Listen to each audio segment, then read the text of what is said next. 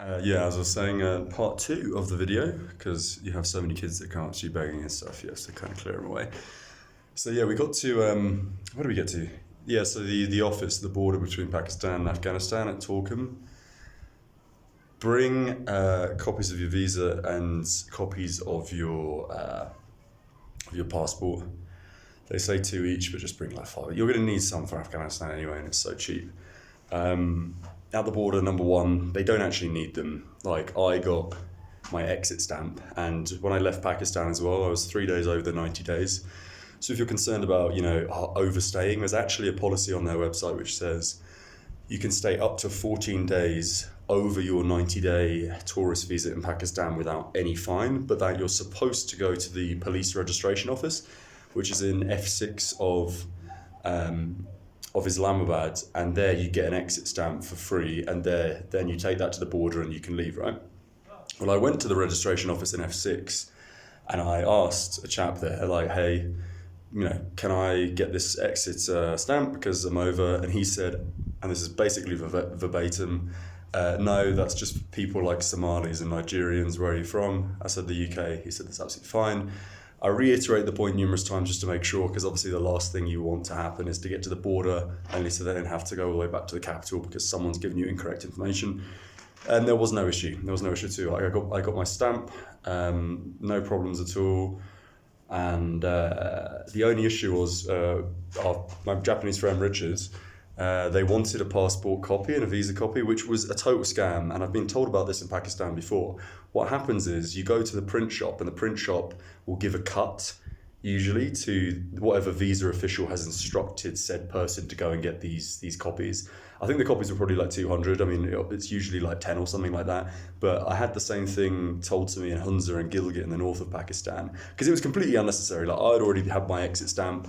They didn't even, I think, stamp his papers. So they asked him to go all the way outside, past this, huge queue of people to get these copies, and then it was just completely worthless and pointless. So it was just so that they could take some kind of cut.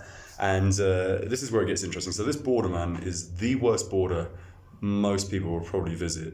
I mean, some people would expect that, given that it's Pakistan, Afghanistan, but it's not the Afghan side of the border. It's the Pakistani side of the border. Hello, Richard. I'm finishing off, or I'm redoing the video that I did the other day.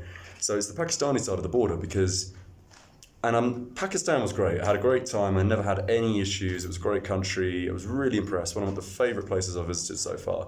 But when you get to that border, you have these border official security that are literally belt whipping, horse whipping old Afghan people, belt whipping, horse whipping. My friend just found this bone. Horse whipping kids, man. Literally, we ended up sharing a car with some very affluent Afghans that live in Peshawar. And they even got horsewhipped just for no reason. And half these guys are completely off their face on drugs as well, because obviously a lot of drugs still pass through to Pakistan, whether it's hashish or opium or whatever. And a lot of these guys were just gone. Like, you could just see this so high off their faces, like literally snorting, inhaling, and then just horsewhipping people. Something directly out of a movie. Madness. Interesting stuff as well for people that are obviously hardcore travelers. They try and do the polio scam, where when you go to leave Pakistan, and by the way, there's multiple checkpoints as you're approaching Afghanistan on the Pakistani side. So after you've got this stamp, you then get stopped, and they're like, you need to take a polio shot. And I said, no, I'm not taking a polio shot. They said, well, then you're not leaving Pakistan, you're not going into Afghanistan. Now remember, they can't do this. They can't not let you leave the country. So remember, you're always in the right. It's just a scam to make money, because obviously it's not free. You're going to have to pay for it. I said, no, I'm not doing that. So then you're not leaving. I said, well, then I'm going to go back to Pakistan, then all the way back to the capital, and I won't be visiting Afghanistan. And they said, okay, so go through, the classic. Because again, it's all a scam. Just have a bit of confidence with yourself. Yeah, don't let these people push you around.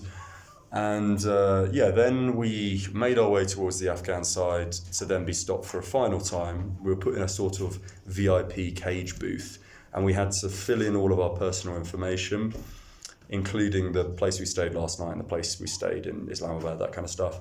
I wouldn't give them your WhatsApp phone number, because, especially if it's your phone number for your bank and stuff, because when people have all this information, stuff gets spread around. It's quite easy for hackers to get all your stuff, especially if they've got your passport information, your full name, your home address, and then you go and give them your mobile number and stuff like that.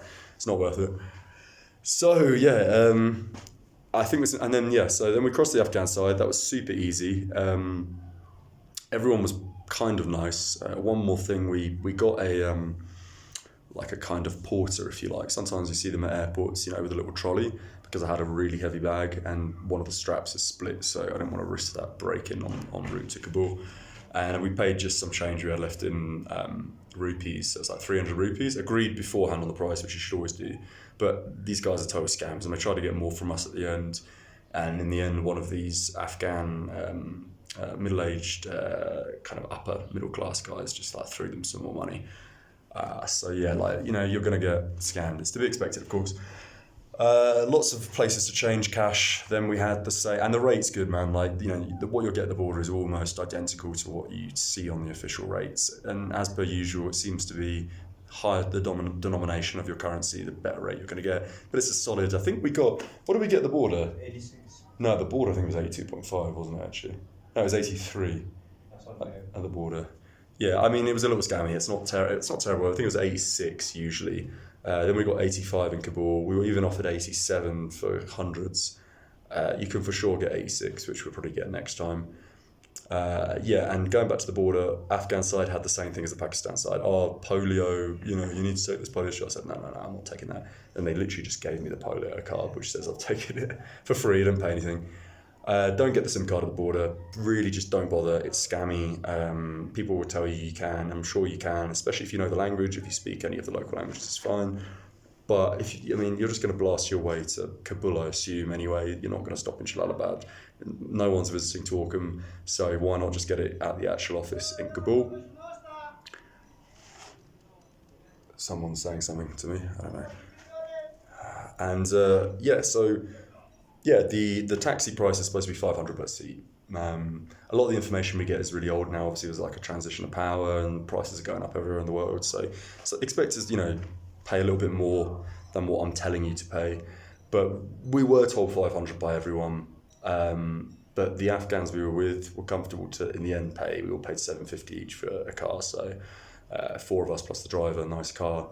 All the way to Torkham. It actually took, all the way to Kabul, it took about 5.5 hours. A couple of stops, obviously, for prayer and food and gas, etc. And I guess I'll pick up when we get to Kabul. Just a little bit of information for people, because, the things will bother people, like having arseholes come up to you and they'll tell you need to take this, medicine shot or stuff.